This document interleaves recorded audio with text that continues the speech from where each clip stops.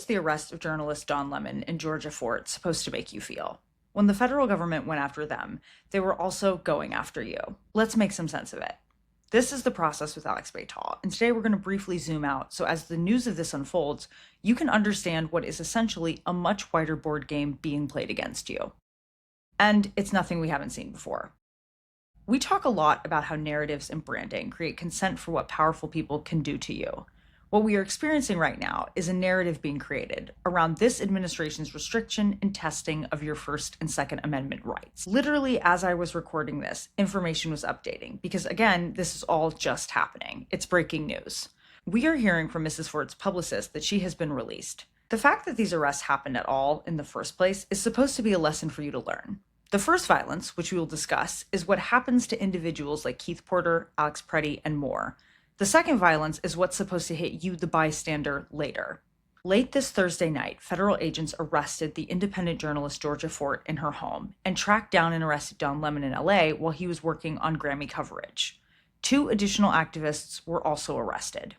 These 4 people have been irritating this administration for a hot minute, ever since they were part of covering the news of a protest in St. Paul in Minnesota about a week ago. The activists entered City's church, disrupted the services, and staged a peaceful protest about the church's dealings with ICE. They did not destroy property or hurt anyone, but instead called attention to the illegal, unconstitutional, and inhumane acts of ICE on the community. Don Lemon and Georgia Fort were not protesting, but covering the protest as journalists.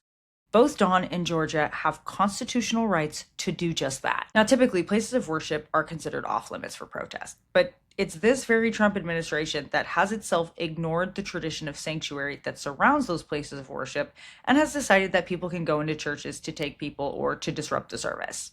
The protesters taking part in an act of civil disruption did indeed put themselves in a position to be scrutinized or potentially arrested under local law if they were found to have broken any.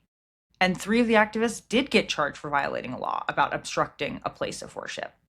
That was a choice made willingly in civil disobedience. And that is its own issue and debate about how we see places of worship and what we think should happen in those spaces. But Don and Georgia, simply being there covering the protest, did not break any laws. And when the Trump administration tried to arrest them on charges, a judge with a very conservative legal pedigree threw it out because there wasn't anything illegal that they could pin to those journalists. Some of you woke up to the news on social media or saw that very tasteless and unprofessional post by the official White House account about the arrest of these 2 journalists. The Attorney General, Pam Bondi, characterized them as aggressive, and she justified the federal arrest because, in her words, they were part of attacking a church. What we have been hearing from border control agents, new ICE recruits, and Trump's federal appointees is that your free speech about all of those people, it's essentially criminal. The groups of people I have just mentioned have been tweeting and speaking at press conferences about how we talk about them. They have responded to American citizens saying that they would, quote, erase their voice and that we haven't, quote, learned our lesson.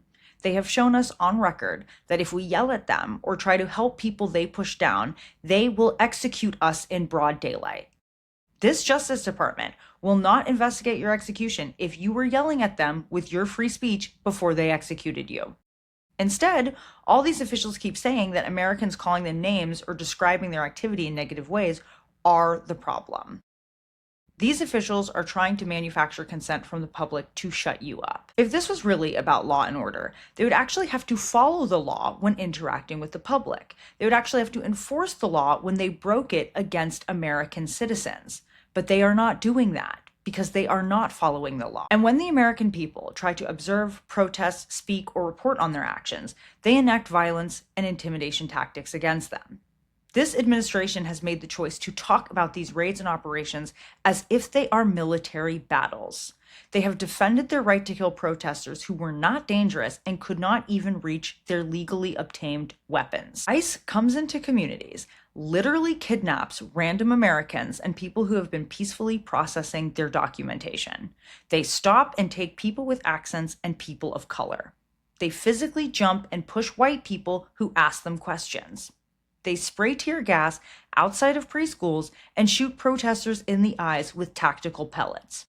There is so much documented, credible, violent, and escalatory action that these agents take against a population that is not even attacking them. Meanwhile, the officials insinuate and openly say that Americans resisting their unconstitutional and illegal actions will pay for speaking out, that you will pay for merely legally carrying your concealed weapon and not even touching it.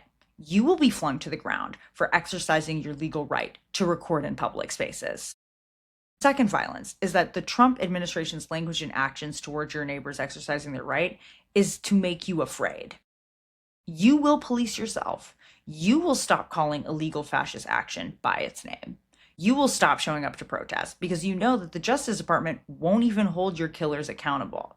You stop recording because someone might fling you to the ground and spray pepper spray in your eyes after you were apprehended, or shoot you 9 times while they hold you down. So what has happened to all this hullabaloo around First and Second Amendments and big and small governments?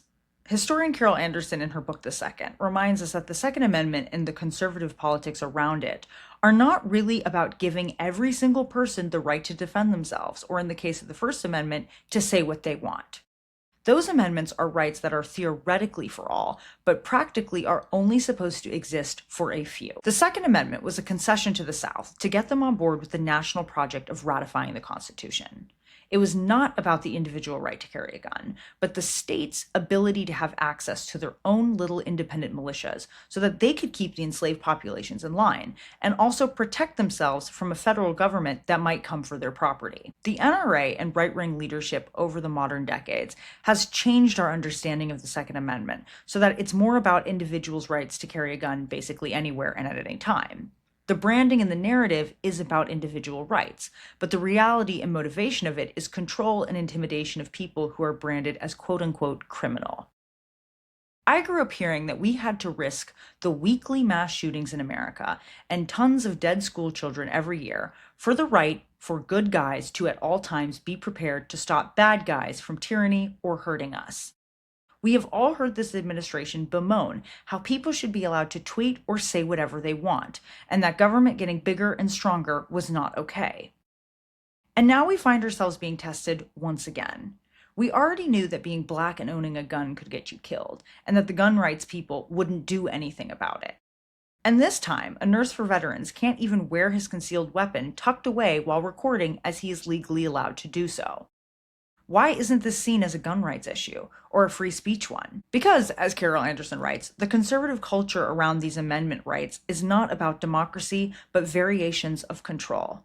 This culture doesn't want liberals or black people or documented immigrants armed.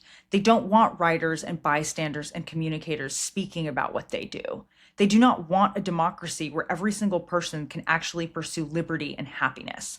They want a specific society that only works for specific people that they deem worthy of protection. In both the ratification era and the Reconstruction era, Carol Anderson connects the dots to how the Second Amendment was really about protecting white land-owning people's property and giving lower-class whites the ability to effectively run slave patrols. Because the majority of the American history that you and I would learn is watered down, we don't really learn how cunning, careful, and revolutionary the enslaved populations were. So we have erased the motivations for private gun ownership. The slave patrols that conducted raids to snatch and kidnap random black people are the foundation on which modern policing was built. It's why we have such ease with young white men owning guns, but not young black men. We have coded gun rights as white and male while legally over-punishing black, brown, and female white gun owners who try to use their rights. This kind of equal access with asymmetric outcomes betrays the truth that has long been hidden. The state's default position towards certain members of society is violence. It punishes women more harshly in court when they kill their offenders. It lets migrants die in detention centers from the cold. It allows cops to execute men during traffic stops for a broken taillight. It sees Kyle Rittenhouse with a gun on his chest and looks the other way, but witnesses a gun in a holster on a black man or a liberal man and kills him.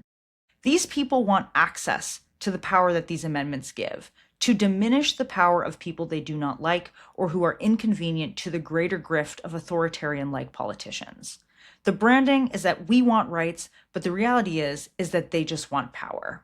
Is this all conservatives? No. There are people who intellectually have reasons for believing in these amendments, and if they do, they can't intellectually be honest and still support this administration. Because this administration is very selective in who gets to have rights, and is whipping up currently in their supporters this idea to enforce comply or die groupthink. What history reminds us is that when your aim is profit or using the presidency, as this administration is doing, to create a private piggy bank, you cannot let democracy actually work. People will vote you out. People will organize. People will protest. To buy yourself time to do all the unpopular things you want to do and make as much money as possible, you have to slow down the people. You have to scare them. You have to say that you are all about the constitutions and rights, and then only let the people who lick your boots have access to them.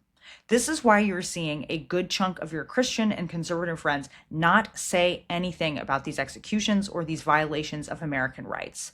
It's why ICE trampling over due process or taking random people is not a problem for them. It never was about rights when it came to liberals, women, migrants, immigrants of any documentation status, or minorities. America has long coddled authoritarian and anti-democratic sentiment. It is the basis of the original American economy. What is happening now is not chaotic craziness, but an accelerated extension of what certain Americans have always wanted. The ability to imprison people who said stuff they didn't like. The ability to kill people who simply scare them for existing and protesting. The platform and power of the highest office in the land to taunt and harass their select enemies. We cannot be surprised that there's a chunk of Americans going along with this because they never believed in the Second and First Amendment rights for anyone that they did not like. What we can do is witness and know what is true. We can make it harder for these people to enact their authoritarian dreams out. We can boycott, we can call, we can strategize with our money, and we can document these travesties. We can believe in our rights and challenge our modern understandings of these amendments. We can do what so many people have been doing, which is strive for a more perfect union in spite of the one we inherited. This was the briefest overview of how people actually interact with and want these amendments to work. And I would encourage you to go read Carol Anderson's The Second. And of course, we will be back soon with deeper explanations of what we just talked about and how that history applies today. Stay warm, take care, and I'll see you next week.